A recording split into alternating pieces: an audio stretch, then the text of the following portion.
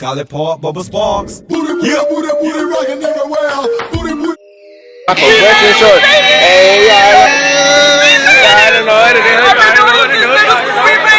Procedures.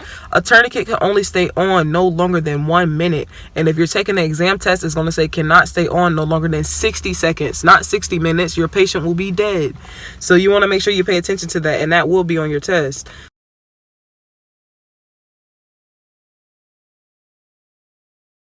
What's up, YouTube? It is Desi, and I'm back with another video, you guys. Good morning, by the way. It is Tuesday, and today is a great day. And today I'm going to talk about as far as for the NHA Certified Phlebotomy Technician test. So this is the exam that you'll take to pretty much pass, where you become a certified phlebotomist. This will be the test. Now, I did take my medical assistant test with NCCT, and then I just took a course as far as for getting a certification for phlebotomy. But however, you do get certified if you work at like plasma centers and stuff like that. They have certain courses you can take to, you know, complete that. But if you're looking as far as for take the test or whatnot, this will be the name that you go to. It's the NHA Certified Phlebotomy Technician test. Now, if you guys look at my other video that I just uploaded yesterday, I pretty much talked about as far as for the NHA for Certified Medical Assistant test, but this one is going to be for the administrative. I still have to do a part 2 for the clinical medical assistant one, but let's get right into this video so you guys can get an understanding of what to study when taking the phlebotomy certification test. Me personally, I don't think it's pretty much hard. Like, whatever they teach you in class when it comes to phlebotomy really be on the test. One thing I can say about medical assistant, when I first failed my medical assistant test, it seemed as if everything was more so administrative than it was clinical. But at the end of the day, when you retake it, if you get a pretty much understanding of the certain questions that's starting to come in the order, then you'll be fine. But for the most part, I felt like phlebotomy was like A1. Like, I really did really good in those categories. And not only that, whatever we learned in class was like literally on the test, like the answers and everything. It wasn't like just so much scenarios. And if they do give you scenarios, at the end of the day, it'll be like, so which tube should you use? Like, stuff like that. All right, so on the NHA Certified Phlebotomy Technician test is going to be CPT. Basically, NHA, if most people don't know, is the National Health Career Association. I usually do these videos because most people, they don't know where to get the study guide from, or they just rather have the study guide talk to them about than instead of like trying to go actually get that study guide. Some people don't have computers and stuff like that, so they're unable to like download these certain things. And since I'm able to print it out at work and just read it off to you guys, I definitely don't mind it, and it's been helping a lot of people. By the way, congratulations to anybody that has been taking their exam and been passing with A1 scores. Like, that's definitely awesome. Keep up the good work. All right, so for the phlebotomy test, there's 100 scored items. 20 will be pre-test, and this exam takes up to 2 hours.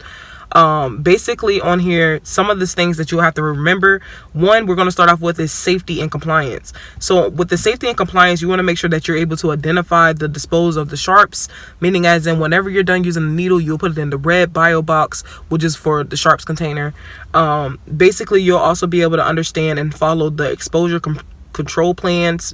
Also follow standard precautions, meaning as in wearing the PPE, which will be personal protective equipment, gloves, gowns, masks, shoes, coverings, respirators, those type of things. Also, you want to make sure that you understand the regulations on how the workplace safety works.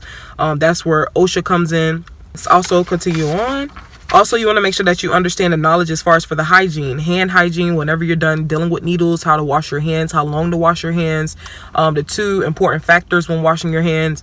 I know on the medical assistant test, the main factors would be warm water and friction and soap or something like that.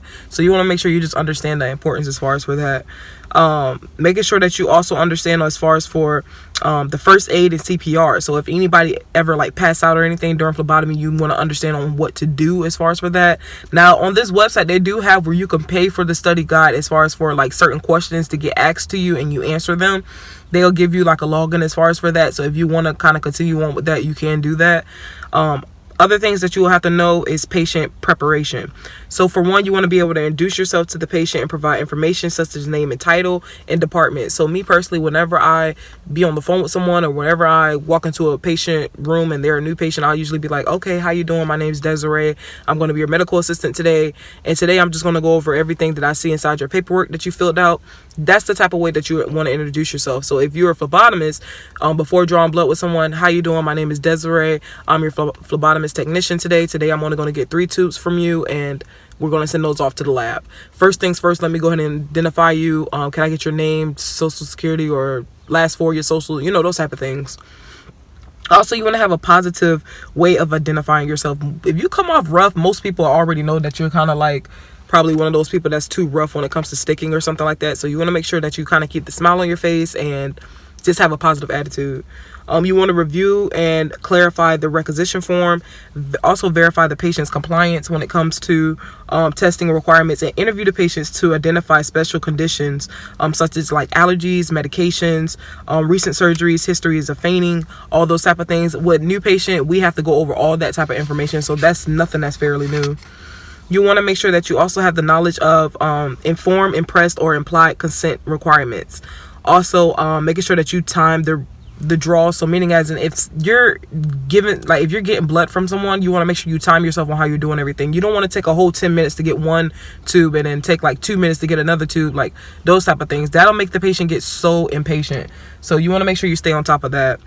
Also, routine blood collection. So you want to make sure that you verify the quality of the equipment. So making sure that you look at the expiration date, the manufacture date on every type of equipment. Make sure that you follow the standard tourniquet application and removal procedure. Also, you want to make sure you understand as far as for how to anchor the venipuncture. Basically, making sure you always have the bevel up whenever you're administrating in to go inside of a patient. You want to make sure that you always have that bevel up, because that'll be the way how the blood can flow in. Just make sure you just pay attention to those things. I'm telling you, a lot of people make a lot of mistakes when it comes to lab work. So you really have to pay attention to like the date of birth, the patient, everything. Even if the patient has the same name and date of birth, look for like little signs, like is this, say for instance, Spider-Man 2, or is this Spider-Man the 3rd, or Spider-Man the 4th? Like, you want to make sure that you pay attention to those type of things. Also, pay attention to the blood flow of the patient. If the patient, say for instance, their blood is pretty much going good and then all of a sudden stops, and you've been adjusting yourself and you still can't get it to go right, try to pull back a little bit. Sometimes that may help. You may be too deep into the vein. Sometimes some patients do need a break where they can kind of get themselves hydrated, because a lot of people do come in where they're dehydrated. So you want to make sure you're paying attention to that. Order of draw is major as well too. If you guys look at the links down below, I'll leave other videos as far as for where I did my phlebotomy experience. Like I said, I used to work at a plasma center, so it's a lot of information that you need to know, and a lot of information and a lot of learning experience as well too. I just feel like with plasma center phlebotomists, they get paid so little, so it's not really worth the time, but you do get a lot of experience. Order of draw is definitely major. If you guys look at the other video, just make sure that you look at the order of draw. One thing I can say about the order of draw is best to know the color, get familiar with the color and the meaning of the tube. Tubes colors change all the time, you guys. They add in tubes, they may take out tubes, they may switch tubes around as far as for certain meanings. So just make sure that you understand as far as for what exactly is going to happen. Special collections. So you want to make sure that you prepare as far as for blood smears, prepare for blood cultures collections, making sure that you assist with other healthcare professions when it comes to specimen collection. Wound care is something as well, you know, to kind of know of when it comes to dealing with phlebotomy, because you want to know how many times to wrap the gauze around the patient. You don't want to wrap it around too tight. Some patients need to know you know exactly what you're doing. Usually talk to them as you're continuing to do the procedure for them, or whenever you're about to draw blood, continue to talk to them. Let them know, like, okay, I'm now grabbing a tube, I'm inserting it in right now. Just continue to stay patient. You're still doing fine. You look awesome. You know, make them feel good about themselves. Processing is something as well that you want to know as well too, where you prepare the specimen, making sure that you understand how long to keep it in the refrigerator or how long to freeze it. Also maintain the specimens, meaning as in the temperature, light, and time. Making sure that you understand the communication with the laboratory as well too, as far as for how long it may take to process to them. One thing with me with medical assistant to this day, I work with Millennium Request when it comes to urine samples, so I have to make sure that I you know, send the correct one out, making sure I keep up with the tracking number. There's an X number that we use for Millennium, and for Quest there's like a small little number that we use as well too, but you got to make sure you keep up with those, because say for instance the specimen get lost, at least you'll have that tracking number to make sure that you know that you process that. Another thing too is that whenever it takes up to like 2 to 3 business days for them to process the urine, if they see that the date of birth or the name doesn't match on the actual paper that'll be on the form or computer whenever you put the order in, they will not process that urine. So that's making sure that you just pay attention to the right names. Most people don't have problems with that, but I'm letting you know most places will not process if the date of birth isn't right. And sometimes it do get smeared up, because I mean, we can't help the fact that everybody pee in a cup and it gets cold and it smears out, all those type of things. Usually you just call the number and just verify it. As soon as you log in, you'll be able to see that they placed it on hold. So that's just something that's good as well too. Also dealing with processing, you want to make sure that you recognize the values and the point of care when it comes to testing, making sure you select the right testing. Usually the doctor here, he does the basics. He tests for THC, cocaine, buprenorphine, opiates, oxycodone, and he can do additional tests as far as for fentanyl patches or methadone. It all depends on what the patient may be positive for if he didn't prescribe for that. So I'm telling you, pain management really gives you a lot of experience. It's very sad because some people have been passing away due to the opiate medication, but it's just, you know, it lets you know life is too short to be kind of giving your life up for certain stuff. And that's basically about it, you guys. So pretty much, like I said, everything I kind of let you guys know, that'll pretty much be the rundown of everything you need to know when it comes to phlebotomy. They do have a core knowledge spot on here if you guys like are kind of confused as far as for what to know. This will be the basics as well too. They'll have it all down here for you, and you can access this study guide on NHA website. And they have where you just stroll way down at the bottom, you'll press study guide, and they have a study guide for almost every category of the test that you'll be taking. So they have one for clinical medical assistant, administrative medical assistant, medical billing and coding. They also have one for EKG technician. So you want to make sure you check into that. I hope this will be able to help most people out.